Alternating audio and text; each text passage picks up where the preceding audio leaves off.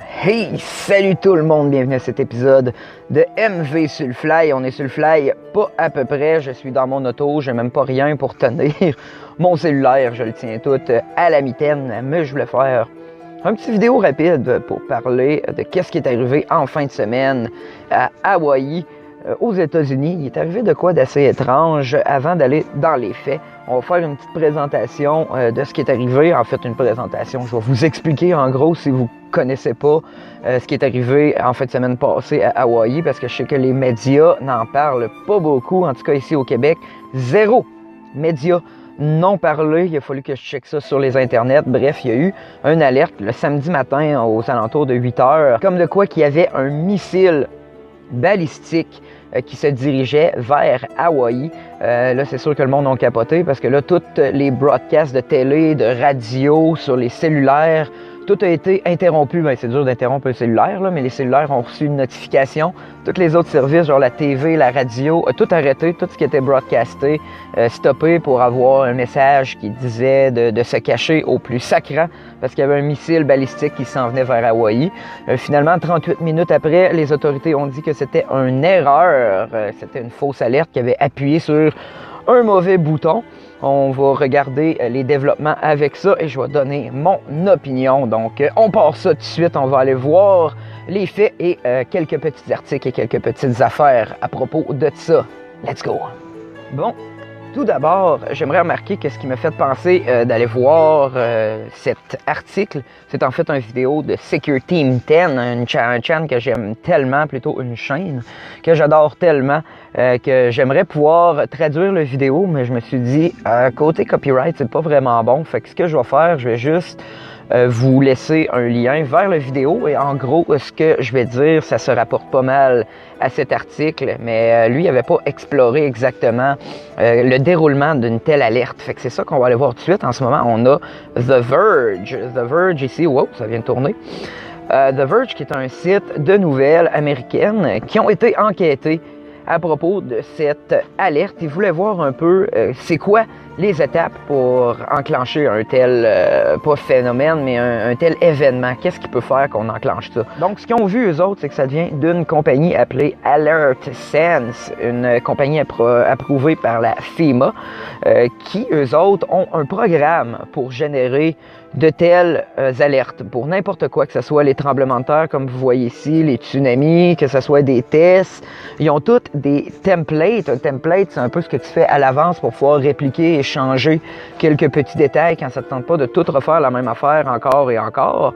Et donc, ce qu'ils ont dit, c'est qu'il y aurait appuyé, ou plutôt cliqué sur le mauvais template, ou il y aurait cliqué sur play pour faire jouer cette alerte. Mais le problème avec tout ça, c'est qu'on voit ici exactement les étapes qu'il faut passer par pour envoyer ce message. Donc on voit ici, il faut envoyer à la première étape, step 1, il faut envoyer un message public. Là après, on choisit exactement qu'est-ce qu'on veut, quel template qu'on veut, d'où les templates en question dans la deuxième photo qu'on voit là, juste avant l'annonce, maudite annonce. Là, après ça, encore une fois, tu as le troisième step ou troisième étape qui vérifie le type du message. Il faut encore l'approuver manuellement. Quatrième étape, tu as les settings que tu veux mettre, les paramètres du message, à qui tu veux l'envoyer, où tu veux l'envoyer. Après ça, tu as vraiment le preview, puis la vérification. Là, on voit même un sample. C'est quoi un sample? Un échantillon de ce qu'on va voir sur les cellulaires, sur les télés. La sixième étape, on choisit où exactement, dans quel district qu'on envoie ça. Et la dernière, il faut cliquer sur Send qu'on voit à la septième étape pour enfin avoir une autre confirmation manuelle d'un pop-up qui va ouvrir, qui va nous demander si on veut vraiment faire ça. Donc, Alert Sense disent qu'ils ont rajouté ce pop-up, voilà pas trop long, suite à cette erreur, parce qu'il n'y aurait pas eu le pop-up en question. Mais beaucoup de monde trouve ça un peu tiré par les cheveux, cette explication. Et d'ailleurs, il y a beaucoup de monde aussi qui n'étaient pas dans Hawaï exactement, mais des places à proximité en train de naviguer sur les côtes, parce qu'on sait que c'est une île, Hawaï, qui aurait vu des affaires étranges la journée même, le matin même, en fait, le samedi, où il y a eu l'alerte. On va aller voir ça ensemble tout de suite. Donc regardons cette vidéo ensemble, sortie par un channel plutôt obscur d'environ en moins d'une centaine d'abonnés. Mais bref, moi j'ai appris à pas regarder la grosseur du channel. Regardons la vidéo ensemble, je vais traduire s'il y a lieu. Hey, so my sister has lived in Maui for 8 years, and so what she is finding out is that a group of boaters that actually run a tour company say now that they saw something get blown out of the sky. Donc, qu'est-ce qu'il dit là, lui, c'est qu'il y a une sœur qui vit dans les environs de Hawaï et qui sont habitués à la routine un peu. Ils voient tout ce qui se passe de jour en jour, donc ils peuvent spotter ce qui sort de l'ordinaire. Et eux autres disent qu'ils ont vu la journée même, pendant qu'ils étaient au large de Hawaï, le matin même de l'événement, qu'ils auraient vu quelque chose exploser dans le ciel. So they said it looked like a meteor, and then all of a sudden it was a big boom, and it lit up the entire sky, and it was 8 o'clock in the morning. C'est ça, donc il dit que tout ce qu'ils ont entendu et ce qu'ils ont vu, c'est un gros bang, un flash de lumière qui a un peu aveuglé tout le monde dans les environs. Beaucoup de monde pensait que c'était une météorite.